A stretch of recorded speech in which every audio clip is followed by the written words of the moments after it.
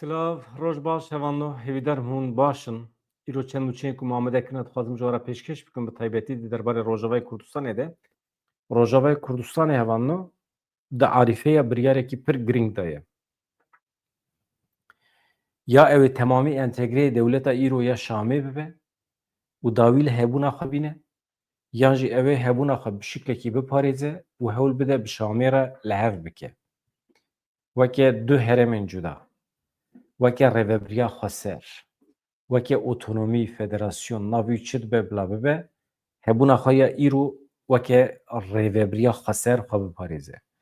Gelo ew ê karibe bi ser bikeve di vê armanca xwe de. Gelo ew ê karibe xwe biparêze. İngîltere, Fransa, Amerîka hene di navberê de. Îro em ê behsa vê yekê bikin. Nûçiyek, agahiyekê nû heye ji herêmê. Em binêrin ka wê çawa be. Eger em bikaribin Rojavayê Kurdistanê biparêzin, di têkoşîna me ya pêncî salên dawiyê de ev dibe serkeftinekî ciddî. Ez nabêjim eger em nikaribin biparêzin, heyf e ji devê min dernakeve, ez ê tiştekî wisa nebêjim. Ez ê bibêjim em ê biparêzin. Em ê karibin biparêzin. Eger em tevlî hikûmeta Şamê bibin jî, hikûmeta Şamê wê bikeve bin kontrola me. Eger em tevlî artêşa Sûriyê bibin, ew artêşa Sûriyê wê bikeve kontrola me. Yani eger em bi vê mantiqê tev bigerin, ne tenê weke sembolîk, di rastiyê de jî, di pratikê de jî eger em pêk bînin, wê serkeftin be. Ev mihîm e. Hefteya borî hevando hefteya borî hevalê me Diyar Ciwan nivîsandiye bi rêveberiya Xweser re ket nava tekiliyê nûçeyek nivîsandiye. Ez dixwazim cî bidim agahiyên wî ew çi dibêje di danûstandanên entegrasyonê yên di navbera rêveberiya Xweser û hikûmeta Demkî ya Sûriyê de pêşketinekî gelekî ciddî çêbû kengê hefteya borî rêveberiya Şamê cara yekem tiştekî nivîskî ji rêveberiya Xweser re şandiye. Çi ye ew tişta nivîskî? Pêşnûme ye. Pêşnûme yani pêşniyazekî nivîskî şandiye. Em binêrin di wê pêşniyazê de çi heye? Her çend pir bawekî vêkirî nehatibe eşkrekirin jî rêveberiya Xweser bersiv dide wê pêşnûmê. Ev tiştek ku niha ji we re pêşkêş dikim bersiva wê pêşnûmê ye. Ji raya giştî re eşkere dike. Ji İngîltere, Fransa, Amerîkayê re eşkere dike. Ji ber ku ew jî navbênkar in. Pêşnûmê elbet rêveberiya Xweser dibêje ev cara yekem e. Em tiştekî wisa nivîskî dikirin ji rêveberiya Şamê. Ev gaveke erênî ye ji bo destpêkê tevî. Lê bi tevahî siyaseta yek rengî, yek dengî de îsrara xwe dubare dike. Weke siyaseta dewleta Tirkiye. Yani di vê çarçovê de ye. Danûstandinên di navbera rêveberiya Xweser Bakur Rojhilatê Sûriyê, rêveberiya Şamê û Qesedê de di derbarê entegrasyonê de elbet di çarçoveya peymana dêyadarê de berdewam dikin. Dem bi dem danûstandin disekinin jî lê hefteya borî di van danûstandina de pêşketinekî giring çêbû li gorî agahiyên herêmî. Halbikî ev danûstandin demekî dirêj e weke rawestiyayî dihate zanîn. Rêveberiya Serokê Demkî ê Sûriye Ehmed El-Şara cara yekem pêşnûmeyekî nivîskî amade kir pêşkêşî rêveberiya Xweser kir. Pêşnûme gavekî erênî ye ji bo destpêkê lê bi tevahî dubarekirina îsrara li ser yek rengî, yek dengî ye. Yani siyaseta ku dewleta Tirkiye bi salan e hem li nava xwe dimeşîne û hem jî pêşniyaz dike ku li Sûriye were pêkanîn. Çavkaniyên leşkerî û dîplomatîk yên nêzîkê rêveberiya Xweser teqez dikin ku ew niha pêşnûme analîz dikin, datînin ser masê, vê dikin, lêkolîn dikin, dinirxînin, êdî hûn çawa fehm dikin, fehm bikin. Lê hewl didin di rojên pêş me de helbestek hevbeş nîşan bidin.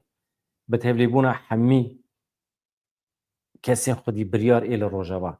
Ne tenê Kurd jî, ê din jî. Entegrasyon tenê yek alî û bi mijara leşkerî nabe. Çavkanî destnîşan dikin ku pêşketina metneke danûstandinê yan nivîskî ji aliyê hikûmeta Sûriyê ve ji bo cara yekem ev pêşveçûneke erênî bû. Yani pêşkêşkirina vê metna bi nivîskî em dibêjin di vê pêvajoyê de gavekî ye. Yani em înkar nakin ku tiştekî pozitif e. Em înkar nakin tiştek baş e. Qet nebe wê diyalog heye. Tiştekî nivîskî diçetê, dikeve tarîxê, dikeve belgeyan vaya mühim e. Lê em di mijara sereke ya danûstandinê de pêşketinê nabînin. Tamam gav hene ama pêşketin tune ye. Peymana dihêyadarê gelek mijaran di nava xwe de dihewîne. Ji binesaziya îdarî bigire heta meseleya ekonomî, aborî, bazirganî, ji tenduristiyê bigire heta perwerdeyî, heta vegera garantîkirina yani garantîkirina vegera penaberan em wisa bêjin. Heta destûr û reformên siyasî jî hewce bûn ku werin çareserkirin. Yani hem reformên siyasî sazkirina qanûnan û hem jî destûra bingehîn hemî diviya bû werin çareserkirin. Lêbelê di pêşnûmê de pêşniyazên girîng li ser van mijaran tune ne. Halbîkî rêveberiya Xweser bi tevahî şandeyên xwe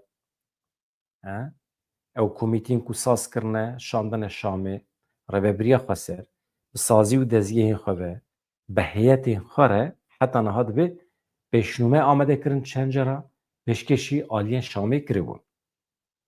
Niha tişta ku rêveberiya Xweser vê derê de dibêje hevanno pêşnûmeya ku rêveberiya Şamê ji me re şandiye tenê behsa çekdanînê dike, tenê behsa tevlîbûna Qesedê ya nava artêşê dike. Tenê ev e. Halbîkî anayasa destûra bingehîn de guherîn çêbiye çê nebiye. Çê nebiye. Di qanûnan da çêbiye çê nebiye. Vegera koçberan bû garantî nebû garantî.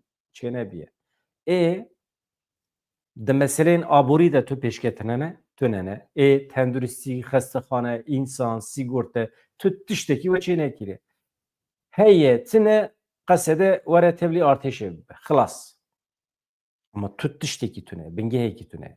Ev cüreyekî teslîmbûnê ye. Yani jî teslîmgirtinê ye. Ku zexta dewleta Tirkiye li ser heye. Ama İngiltere, Fransa, Amerîka çima zextê li rêveberiya Şamê nakin ji bo pêkanîna xalên din ên peymana dêyadarê ew meseleyekî din e. Çima em nizanin. Mesele tê digere li ser dostaniyê disekine yan tiştekî din heye naberê de. Niha em tên. Em ê yek bi yek em ê hêdî herin hevan me wexta me heye. Niha halbîkî rêveberiya Xweser heta niha pêşniyazê xwe bi rê kiribû bersiv nehatin. Ew niha pêşniyazê xwe dişînin. Ne weke bersiv e. Müzakereyan de gav hene lê encam tune ye.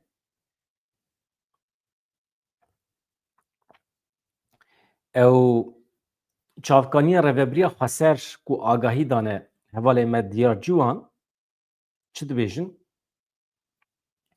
Di danûstandinên entegrasyonê de mirov nikare tenê behsa entegrasyona sê tûmenên eskerî bike û xilas. Xuya ye rêveberiya Şamê gotiye temam. Em sê tûmenan didin we werin Qesedê weke sê tûmenan dabeş bikin, di artêşê de bicî bikin û xilas. Ev tenê nabe. Divê sewq û îdareya muhafizên sînor çawa be. Muhafizên sînor wê çawa be. Sevk û îdare. Baş e? Hêzên taybet wê çawa bin. Gelek hêzên taybet hene. Hêzên asayişê ne, hêzên tekoşîna li dijî terorê ne, hêzên polîsên, bekçî ne, wana zabitan e, wana hemî girêdayî Wezareta Karê Hundirên, Wezareta Parastinê ne, ev hemî wê çawa werin organîze kirin. Wana ra pergal lazim e. Hêzên operasyonel hene mesela. Divê ev hemî xal bi xal werin zelal kirin. Tenê bi civînên saatekî, 2 saat, 7 saata nabe. Civînên carinan mehekî bidomin lazim. Tu dewletekî ji nûva saz dike, rêveberiya Xweser îsrar dike diya xwe de. Dibêje em dewletekî nuava dikin. Em Sûriyeyeke nuava dikin. Em tenê naçin hevdîtirên formalîte çê nakin û em xwe belav nakin. Mademkî dewlet dibe dewleta me, dibe hefteyekî, 2 hefte, 3 hefte em ji civînan qet dernekevin. Heta em li Şamê bin. Em dewletê birêve bibin. em artêşê bi rêve bibin. Wisa me hêsane dibêje rêveberiya xweser. Na em çarçoveya ji çarçova vê nûçê dernekevin. Aldar Xelîl wê rojê gotibû. Yani civînekî saetekî yan jî heftekî du hefte têrê nakin. Divê em daîmî li Şamê bin û em daîmî her tiştî bixin bin kontrolê. û tu tiştekî çênebiye hê koçber li ciyê xwe ne perperîşanin, tu radibî tu dibê qesedê em bikin 3 tümen û xilas. Na wisa nabe evan. Yani hêzên operasyonel sewq û îdare lazim e ji wan re, hêzên taybet sewq û îdare lazim e, sînor, muhafizên sînor. Di pêvajoyên danûstandinê yên di navbera Şam û Rêveberiya Xweser de Amerîka, Fransa, İngiltere jî tevlî dibin. Ev hêz bi îsrar dixwazin ku heta dawiya vê salê, yani heta 2 hefteyê din, gavên berbiçav were navêtin. Niha Rêveberiya Xweser dibêje ez çawa gavan bavêjim bi tena serê xwe. Yani nabe. Çi ye? Hem Rêveberiya Şamê hem Rêveberiya Xweser hîs dikin ku ev îsrar ne rast e. Yani bi ser nakeve. Heta dawiya salê em nikarin tiştekî berbiçav bikin. Ya tiştekî berbiçav hevanû ez hema parantezekî vekim. Navan demên dawiyê hevalê me dest pê kirine ji berbiçav re dibêjin şêmber. Ne şêmber yani somut. Ê min berbiçav baştir e kêfa min jê re tê. Hûn jî pêşniyazên xwe binivîsînin. Hûn çawa dibêjin nizanim. Ama ez dibêjim tiştekî xuyangî, tiştekî berçav. Şêmber pir kêfa min nayê jê re. Weke gotina şahî heye têda. Yani tiştekî şên dibe. Xweş, müzik, kêf, şahî. Wextê hebe dibe şêmber. Yani wisa serê me de bi cih biye nizanim. Elbette zanim ez şaşim. Lê tiştekî berbiçav, tiştekî xuyangî wisa baştir e. Mesela ev hêzên Amerîka, Fransa, İngiltere bi îsrar dixwazin ku heta dawiya îsal gavên berbiçav were navêtin. Lê ev îsrar hem ji aliyê Rêveberiya Şamê ve hem ji aliyê Rêveberiya Xweser ve pir kurahî tê hîskirin. Yani nabe. Herçend hatibe plankirin ku pêvajoya danûstandanan heta dawiya salê wê biqede jî, wisa xuya ye ev yek wê heta dawiya meha adara sala pêşiya me. Yani dehê adarê hatiye îmzekirin 2025 dehê adara 2026 jî wê pêkanîna wî dest pê bike. Çünkü pêkanîna wî hê dest pê nekiriye. Yani ez bar nakim xilas bibe. Di çarçoveyê hevdîtinê entegrasyonê de şandeya Amerîkî bi serokatiya nûnerê taybetî ya Amerîkayê ji bo Sûriyê tombarak, fermandarê Centcomê Admiral Brad Cooper herî dawî şeşê cotmehê bi fermandarê giştiyê Qesedê Mazlûm Abdî re civiya bû, bi İlham Ehmed re jî civiya bû, Wezîra me ya Karê Derve ya Rojavayê Kurdistanê, ew jê re dibêjin hevseroka tekîliyên derve ya Herêma Xweser a Bakur Rojhilatê Sûriyê, lê hûn bibêjin Wezîra me ya Karê Derve ya Rojavayê Kurdistanê. Bi vana re civiya bûn, piştî vê civînê şandeya Amerîkî li Şamê bi heyetekî dibin serokatiya Ehmed el-Şara ra dîsa civiya bû. Piştî van tekîliyên dîplomatîk Ehmed el-Şara di dehê mijdarê de çû Amerîkayê bi serok Donald Trump ra rûnişt, Hakan Fidan jî gazî kirin birin wê derê.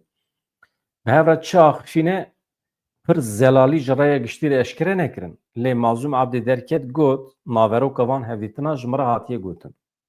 Erê. Jê ra gotine. Kî gotiye, kî telefon kiriye, kî jê ra gotiye û meselekê din e, lê ji min re detay hatin gotin.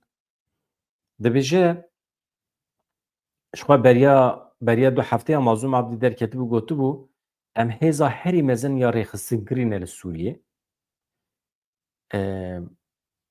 me nav pêşniyaz pêşkeş kirine em li benda bersivekî ne ji bo ku entegrasyon çê bibe lê bersiva wan nehatibû. Niha hevan û di derbarê peymana dehê adarê de vê serê sibê me bi qasî 9 deqe vîdeoyekî taybet çêkiribû sirf ji bo 8 xalên vê peymanê. Niha bi destûra we ez hinek gintir bikim ka tê de çi heye. Ev peymana ku ez behs dikim dehê adara sala 2025-an Fermandarê giştî Qesedê Mazlûm Ebdî, Serokê Demkiyê Sûriye Ehmed Elşara di navbera xwe de imzêkiribûn ji heyş xelan pêkite. Yek, mafên hemû Sûriyeyan yên ji bo temsîliyeta di pêvajoya siyasî de, yên ji bo beşdariya wan ya van nava saziyên dewletê li gorî liyaqatê werin garantîkirin, bê ku li esl û cisnê wan were nêrên, bê ku li etnîka wan, bê ku li ol û mezheba wan were nêrên. Yani hemî hemwalatiyên Sûriyê di nava biryara de cî bigirin, di pêvajoyên siyasî de cî bigirin, di hemî qademeyên dewletê de cî xwe bigirin. Li gorî çi? Li gorî liyaqatê. Liyaqat çi ye? Tu ehlê çi bî, tu çi de zana bî, di wê derê de cî bigirî. Tamam, tu ji teknolojiyê fehm dikî. Here saziyên dewletê yên teknîkê de cî bigire. Neçe nebe serokwezîr. Yani tu ji xwezaya hez dikî here di saziya ekolojiyê de cî bigire. Di wê manayê de dibêjim.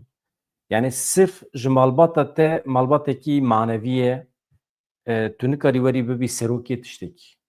Li gorî lêqer, ev zanîna te hebe were tê de cî bigire. Baş e? Yani ev ana problema serekê Tirkiyeyê jî. Torpîl divê tune be. Tu zanabî were, tu nezanabî here. Mesela ana problema saziyê me ê Kurda jî wisa heye. Ne xwedî wê zanînê ye ku bikaribe saziya me birêve bibe ama tê sazî birêve dibe. Çima? Henkes destek didine. Ya şaş e, saziyê rezîl û riswa dike, perperîşan dike. Em rojekê din behsa vê liyaqetê bikin. Erê, ez dibêjim pir mîhîm e. Yek ji tişta ku dewletan, milletan li ser piyan dihêle, ev prensîba bingehîn e. Liyaqat. Em didomîne. Du, civaka Kurd wê wekî netewa eslî ya dewleta Sûriyê were naskirin, mafên wê ê hemwalatîbûn û destûrî werin garantîkirin. Ev behsa civaka Kurd dike. Tamam. Bi qasî ereban, xwediyê Sûriyeyê, mafê hemwalatîbûnê derekî û mafê destûra bingehî. Anayasayê de navê wan were bicihêkirin, mafê wan çi ye hemî werin nivîsandin. Sê. Li ser tevahiya erdnîgariya Sûriyê agirbest tê pêkanîn. Ev yek. Baş e? Ya duyem, avayê bila ser ekranê be, dedît me got bila bikeve qeyda ku hevalê me bikaribin rehet bixwînin. Ev jî ya duyem e, ez hema bînim ser ekranê.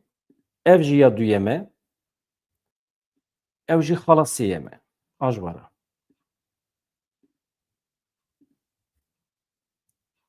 Xala çaran hemû saziyên sivîl û eskerî yên Rojavayê Kurdistanê wê di nava rêveberiya dewleta Sûriyê de werin entegre kirin.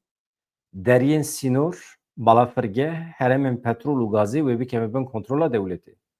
Ev xala çaran ser bisekinin. Eger hemî xalên din ên peymanê pêk werin û ev ê jî pêk were, vaya dikare bibe bela serê me. Wê demê yani xweseriya rêveberiya xweser keve xeteriyê. Ez di wê qenaetê de me. Ya xala çara hinek li ser bisekinin. Çiqas rast e ez nizanim. Ew ê çiqas din pratîkê de pêk were ez wî jî nizanim. Lê xala pêncan heye. Xala pêncan ne zehmet e ne merûv dikare. Niha paşê heval numerek nekin. Eger we nekariye bixwînin ez çim cardin yek du heta heşta tînim ser ekranê ne mesele ye. Niha paşê cardi ji hev re dixwînin. Vegera hemû penaberên Sûriyeyî ji bo bajar û gundê wan wê were garantî kirin. Ew ji hêla dewleta Sûriyê ve werin parastin. Yani behsa koçberan dike. Koçber wê werin parastin. Tamam.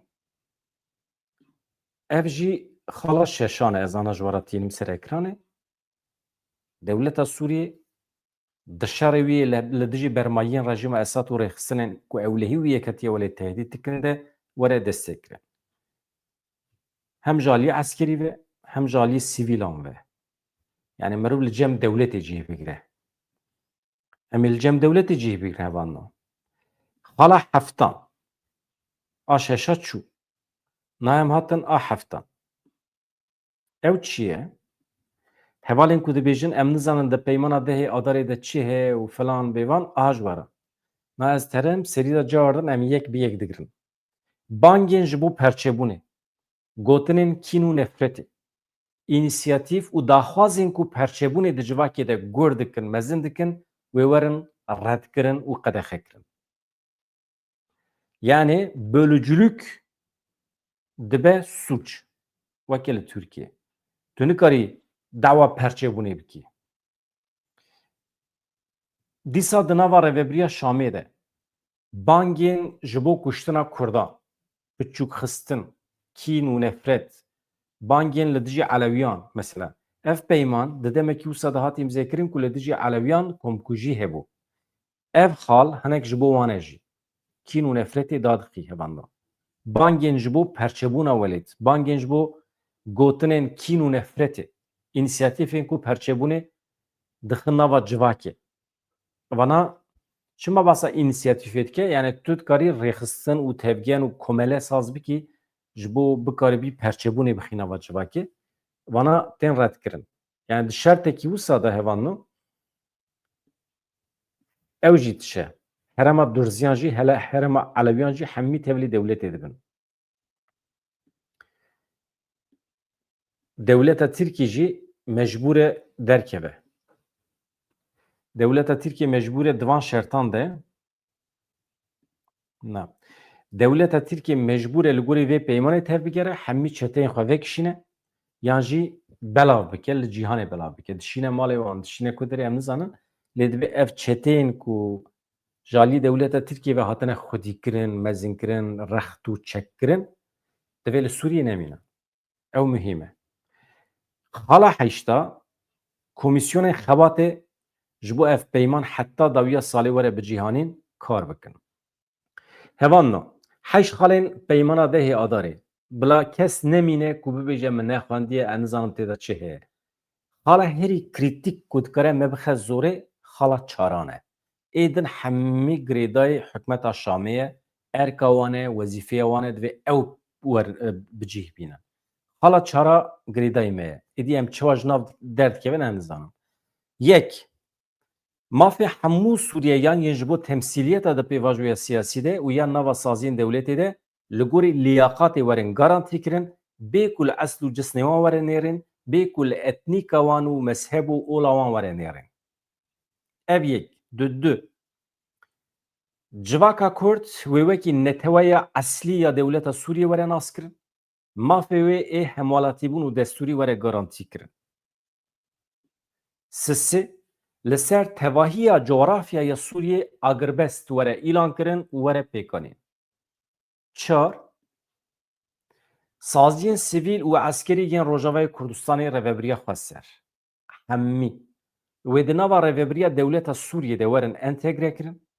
Deryên sînor, balafirgeh, heremên petrol û gazê hemî we bikevin bin kontrola dewletê. Ev.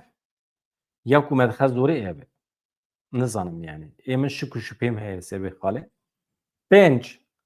Vegera hemû koçber penaberên Sûriyê ji bo bajar û gundê wan wê were garantî kirin. Ev koçber, ev penaber ji aliyê dewleta Sûriyê ve werin parastin. Şeş. Dewleta Sûriyê wê di şerê xwe ê li dijî bermayiyên rejîma Esad û rêxistinên ku ewlehî û yeketiya welê tehdît dikin de were destê kirin. Ya hefta jî were bêjim, bangên ji bo perçebûnê, gotinên kîn û nefretê, komele û înisiyatîfên ku perçebûna civakê gur dikin wê werin redkirin. Ya heştan jî ji xwe pêkanîna van biryaran e. Yani komisyonên xebatê, komîteyên xebatê ji bo ev peymana ku me ji were bas kiriye heta dawiya vê salê werin bi cîhanîn ew bikevin nava xebatan fealiyetan. Mesela me ev e hevando ya ku min ji were got niha di derbarê vê alê de hevando em mijarê biguherînin tema ev hate femkirin niha îro roja ala Kurdistanê ye ji bi vê münasebetê herî zêde cejn û şahî û pîrozbahî li başûrê Kurdistanê heye. Bi vê wesîlê em hinek biçin cem wan serokê Kurdistanê yani Nêçîrvan Barzanî ya Xifiye em hinek cî bidin wî هاوڵاتیانی خۆشەویست کەس و کاری سەربەرزی شەهیدان پێشمەرگە قارەمانەکان ڕۆژی ئاڵای کوردستان لە هەموو لایەکتان پیرۆز بێت. ئەمڕۆ کە یادی ڕۆژی ئاڵای کوردستان دەکەینەوە تەنها یادکردنەوەی ڕۆژێک نییە لە ساڵنامەدا، بەڵکو ئەمڕۆ نوێکردنەوەی پەیمانە بۆ ئەو هیمایەی کە ناسنامەی بوون، مێژوو، خەبات و ئاواتەکانمان بۆ ئازادی و ژیانێکی سەربەرزانە بەرجەستە دەکات. ئاڵای کوردستان ناسنامە و کۆکەرەوەی گەلی کوردستان و یادیاوەرەیەکی زیندووە. ئەم ئاڵایە شایەتی ڕێگایەکی دوور و درێژی پشودرێژی و خۆڕاگیری گەلەکەمانە. لە ڕۆژانی سەختی خەباتدا لەسەر لووتکەی چیاکان و لە ناو شار و گوندەکاندا ڕۆڵەکانتان ئەم ئاڵایەیان بە بەرزی ڕاگرت و بە خوێنی خۆیان بە خەباتی خۆیان پارێزگاریان لە مافی مانەوە و ژیانی گەلەکەیان کرد. ئەمڕۆ بە شانازیەوە دەبینین ئەم ئاڵایە لەسەر دامەزراوەکانی هەرێمی کوردستان لە قوتابخانە و زانکۆکان لە نەخۆشخانە و ناوەندەکان دەشەکێتەوە. ئەمە بەڵگەی ئەو سەرکەوتنەیە کە بە خوێنی شەهیدان و قوربانیدانی پێشمەرگە و خۆڕاگیری گەلی کوردستان بە هەموو پێکهاتەکانیەوە بەدەست هاتووە. کوردستانیانی ئازیز، لە ڕۆژی ئاڵادا پەیامی ئێمە ڕوونە. هێزی ڕاستەقینەی کوردستانیان لە تەبایی و پێکەوەی و یەکڕیزیماندایە. ئەم ئاڵایە هەمومان کۆ دەکاتەوە بە جیاوازی بیرروڕا، سیاسی و ئائینی و هەموو ئەو نەتەوانەی کە لە کوردستان دەژین لە ژێر سێبەری ئەم ئاڵایەدا دەبێ هەمومان شان بە شان کار بکەین بۆ کوردستانیەکی سەقامگیر بۆ هەموو نەتەوە و ئائین و پێکهاتەکانی کوردستان، دادپەروەرتر و بەهێزتر بەرامبەر بە ئالنگاریەکان، وەفاداری ڕاستەقینە بۆ خوێنی شەهیدان و قوربانیانی گەلی کوردستان تەنها و تەنها بە دروشم نابێ، بەڵکو بە پاراستنی دەستکەوتەکان، بە چەسپاندنی سەروەری یاسا، بە بنیاتنانی دامەزراوەی بەهێز و بۆ خزمەتکردنی باشتری هاوڵاتیانی هەرێمی کوردستان دەبێت. باش، ez dibêjim ew qas bes e. Ez hema cih bidim dîmenekî din hevanno di derbarê vê pêvajoyê de hûzanin pir pêşketinekî wisa nû xuyan hake ji AKP gavekî berbiçav tune, ji MHP jî gavekî berbiçav tune. Tevgera Kurd jî li bendiyê ku dewleta Tirk gav bavêje, ew ji gorî xwe amedekariyan dikin. Dewleta Tirkiyê me rû nizane, bêbextin, di demên pêş me de dikarin li hember Rojavayê Kurdistanê operasyon jî bidin dest pêkirin, li herêmên Qandîlê jî dikarin. Vana însanê wisa ne, me rû nizane. Ji ber vê yekî merov tedbîran ji dest bernede, em cî bidin Bayram Bozyel hevanno ka ew çi dibêje. Niha Serokê Partiya Sosyalîstê Kurdistan PSK Bayram Bozyel diyar kir ku divê gavên berbiçav were navêtin, destûra bingehîna Tirkiye bi temamî were guhertin. Mafê Kurdan, nasnameya Kurdan divê destûra bingehîn de were garantî kirin. Bayram Bozyel destnîşan kir ku rapora AKP, rapora CHP navaroka xwe rast rast bi pêvajoya niha ve girê daye. Bi min dibê rapor xirab nebûn. Min kurteya rapora CHP jî xwendiye dibê. Mixabin ji bo meseleya Kurd û Kurdistanê çekdanîna PKK tiştekî şember têda tune bû. Tenê li ser meseleya qayûman hinek pirsgirêkên ku CHP eleqedar dikin sekirîne. Ev pêvajo ne ya çareseriya pirsgirêka Kurdan e. Yani divê pêvajoyê de dawa Kurd û Kurdistanê imkana ku çareser bibe tune ye. Yani wisa xuya nake. Niha ev tespîta wî wê rojê AKP jî tiştekî wisa got. Ev pêvajo Mehmet Uçû mêrik pir vekirî got. Eleqa vê mesela me û nasnama Kurd bi hev tune ye. Niha em binêrin Bayram Bozyel jî divê çarçovê de çi dibêje. bê şîrove ez pêşî cihî bidim axaftina wî dibêje rayedarên dewletê armanca pêvajoyê çawa şîrove dike. Ev pêvajo di serî de bi hewcedariyê ewlehiyê dest pê kir. Erdogan, Devlet Bahçeli û aliyên dewletê jî dibêjin ev pêvajo ne pêvajoya çareserkirina pirsgirêka Kurdan e. Tenê pêvajoya çekdanîna PKK ye. Heta şêwirmendê Serokkomar Mehmet Uçum jî derket li xwe mikur hat got li Tirkiyê pirsgirêka Kurdan tune ye. Tenê pirsgirêka terorê heye. Divê pêvajo bi perspektîfa çareseriya pirsgirêka Kurd bimeşe. Dibêje Bayram Bozyel. Serokê PSK te qes kir ku eger ev pêvajo tenê ser çekdanînê be, ew ê têrê neke. Û ev tiştanên ziman. Em dibêjin çekdanîn tiştekî baş e. Tamam, bila werin çekadayînin. Eger bê şert û merc be jî em ne li dijin. Ji ber ku zerar gihîştiya hemû Kurdan. Çil Bakur, çil Başûr, çil Rojavayê Kurdistanê. Lê eger koka pirsgirêkê nêçareserkirin, ev pêvajo wê seqet bimîne. Tamam. Pêvajoya çekdanînê bila bimeşe. Lê koka çekgirtinê çi ye? Afganiya wî çi ye? İnsanan çima dest avê çek û derketin serî çi ye? Koka wî mihîm e. Eger ew neyê çareserkirin pêvajo wê seqet bimîne dibêje Bayram Bozyel. Derman ji bo dermankirinê têrê nake.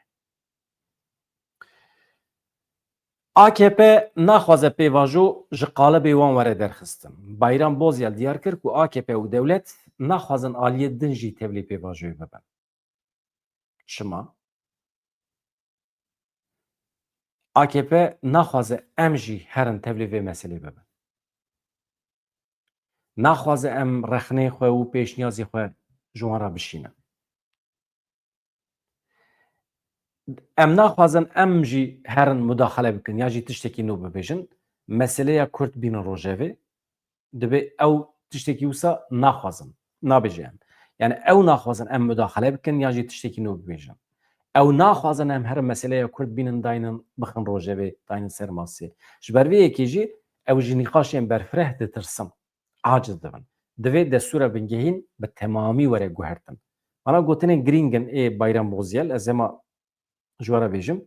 Li ser guhertina destûra bingehîn nêrinê xwe wisa parvekirin, divê destûrekê nû çê bibe. Yekem, ew hişmendiya ku 100 salin heye êdî divê biguhere. Divê destûra bingehîn ya dewleta Tirkiye bi tevahî biguhere. Yani hin xalên destûrê em naxwazin.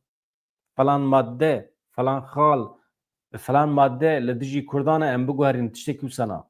Divê destûra bingehîn ya nû a hey em hemî bavêjin çöpê, em rûnên ser masê, bi qanûnasan, bi zanyaran, bi Kurd û Tirkan ve milletê din ve em ji xwe re peymanekê nû ya civakî ava bikin. Yani destûrekê nû ya bingehîn em di nava xwe de amade bikin, em bikin destûra nû a Tirkiye.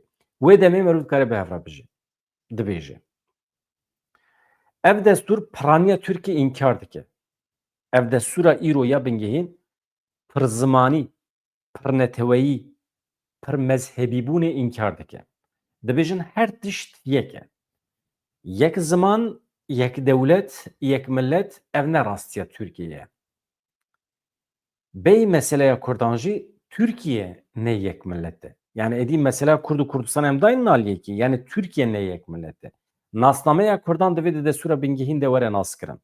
Bayram Bozyel daxwazên serekeyên Kurdan wiha rêskirin.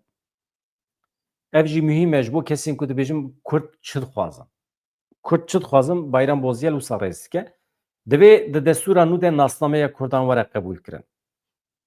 Hin akademisyen dibêjin hewce nake nasnameya Kurdan were qebûl kirin. Tenê besek û peyva Tirk jî were derxistin. Em vê rast nabînin. Divê 100 salê de mesafeyekî mezin ketiye navbera Tirk û Kurdan. İmtiyaza Tirkan heye. Ji ber vê yekê divê navê Kurd li ser destûrê hebe da ku bibe bingeha yasayî û îdarî. Zimanê Kurdî stûna meseleya Kurdan e. Bayram Bozyel balkişan ser giringiya zimanê Kurdî got zimanê Kurdî stûna meseleya Kurdan e li Tirkiye. Divê ev ziman bibe zimanê perwerdeyî, bibe zimanê fermî. Hinek kes dibêjin hewce nake em akademisyen bi Kurdî daxivin. hene kes dibêjin hewce nake em akademisyen bi Kurdî daxivin ve em fhem neke dixwaze çi bêje bi qenaeta min zimanê Kurdî bi naskirina nasnameya Kurdan vegirê daye divê wekî mafekî were bi cîhanê Bozyel di dawiya axaftina xwe de peyamekê giring da got divê Tirkiye bi Kurdan re perçeyên din re jî li hev bike yani Başûrê Kurdistanê Rojava Rojhilat jî nabe ku tu bi Kurdên xwe re bibî dost û bi yên Rojavayê Kurdistanê re jî bibî dijmin yan jî bi Kurdên xwe re li hev werî yên bi Îranê re neyartî bikî divê vaya nabe divê polîtîkayekê yekgirtî polîtîkayekê aştiyane were meşandin rast e ev siyaset ji aliyê revebirên Dem Partiyê ve jî anîbûn ziman wisa gotibûn yani Türkiye divê siyaseta xwe ya li hemberî Kurdan bike yek siyaset li hemer hemî Kurdan heta niha yek siyaset bûye înkar îmha ji bo hemî Kurdan yek bû îjeka eger hûn ji bîr nekin bibin abone hûn ji bîr nekin bibin endam jî ew jî kêfxweşiya me dike du qat heta dike sê qat divê naberê de em spas dikin ji bo serokê PSK jî Bayram Bozyel kanala me kanala we hemiyan e ez divê derê de banga xwe dubare bikim hevanna